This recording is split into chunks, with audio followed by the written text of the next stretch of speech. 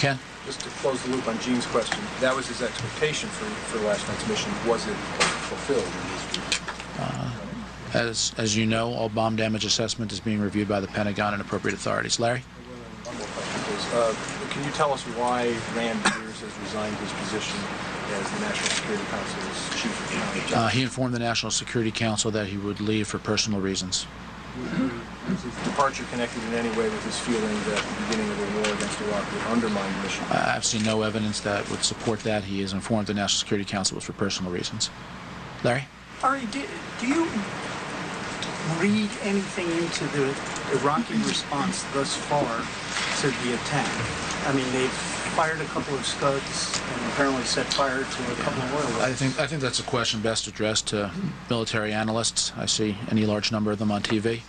I think that's not a question that I can answer for you. But you see, when we quote those analysts, you usually criticize us for not going to the people who know. Well, in this case, I would refer you to the Pentagon.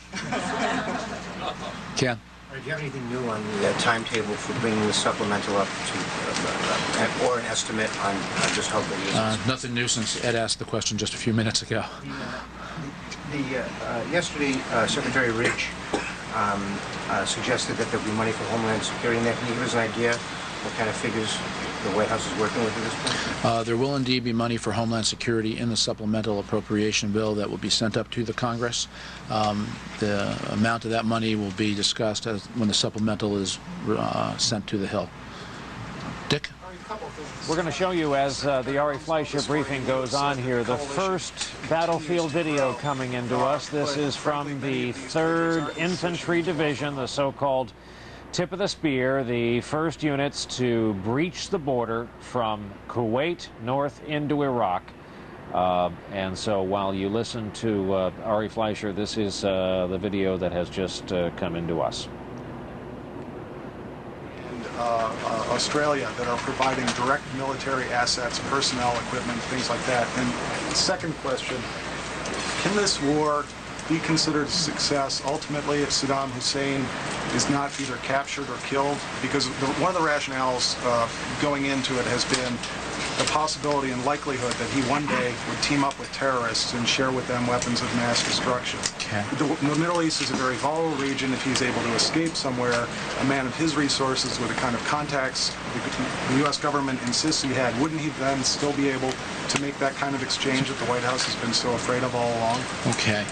2 points. Interestingly, while again, there are indeed a large number, and this gets to the political issue about is there international support for the actions the United States is taking, which is a terribly important issue.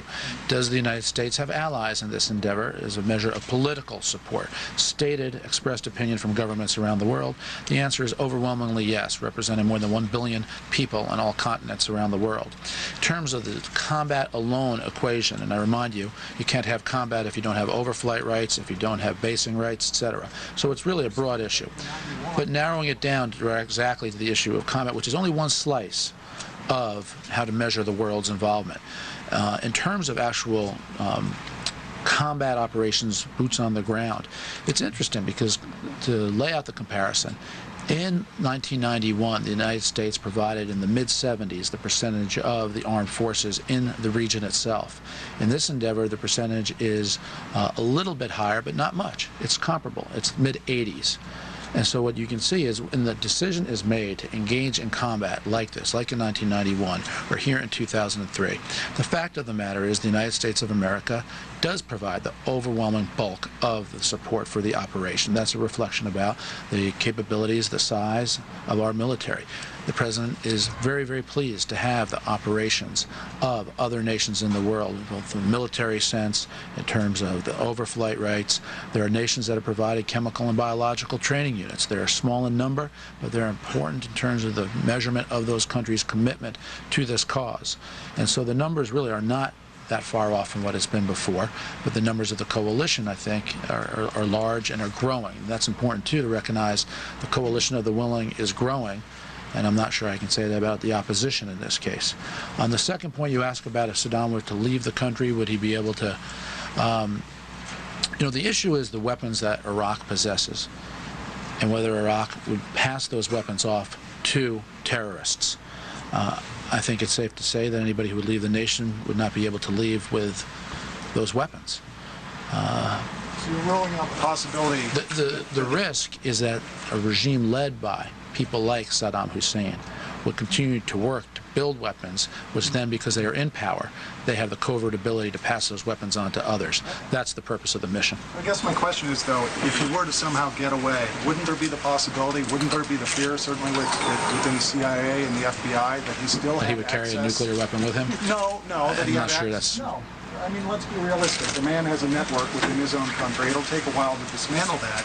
And wouldn't it be possible, in fact, more than possible, that he could maintain contact with people who had these weapons and that they could somehow be transferred to terrorists? I think one of the purposes of the disarmament of Saddam Hussein's regime is to dismantle the networks that supported him in the building or in the transfer of those weapons. Mark?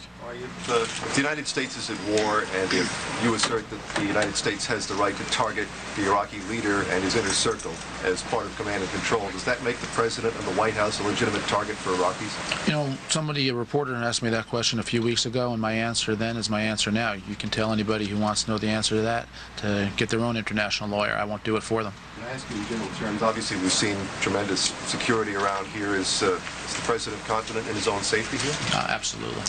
I'm sorry, can I ask you one more thing? All right, just in general terms, that's a fear, obviously, that Americans in general have in terms of their own security.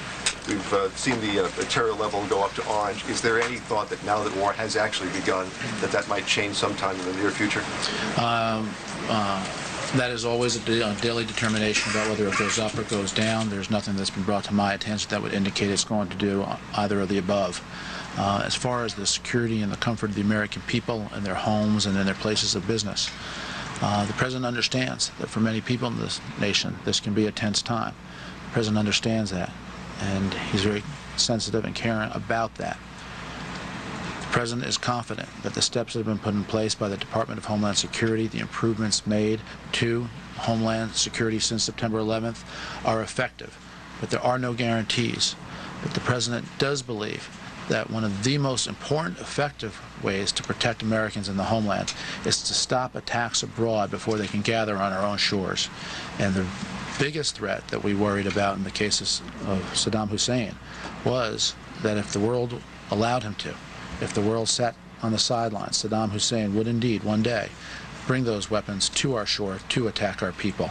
This action is taken to protect our people so that day never arrives. Goyle? Now, within 24 hours of the war, more and more countries are joining the United States against Saddam Hussein, including many from the Arab countries. Now, what is the reaction from the more Muslim countries in the area, and also what role the United Nations will play in this war? Okay. It's not my role to speak for the other nations in the region, Muslim or otherwise. They are sovereign. They speak for themselves. In terms of the role of the United Nations, I think that's an issue that's broken into two parts. Regrettably, the United Nations was not able to enforce its resolutions requiring Saddam Hussein to disarm.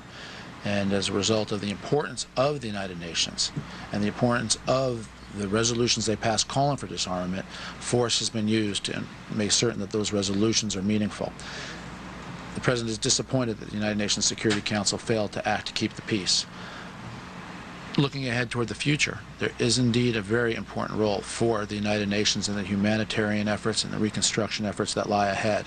That is indeed important. The United Nations has fulfilled that role in all corners around the world with ability in the past, and the President will look to them to do that again in the future. Bill? Ari, you talked about the coalition growing. Have any nations joined since the war began last night, or are we sort of locked in at the number that we had prior to the hostilities commencing? No, I think it's fair to say the list is growing. I have a list. Let me see what I can do about disseminating the entire list of it, and I'd like to be able to do that. Follow-up.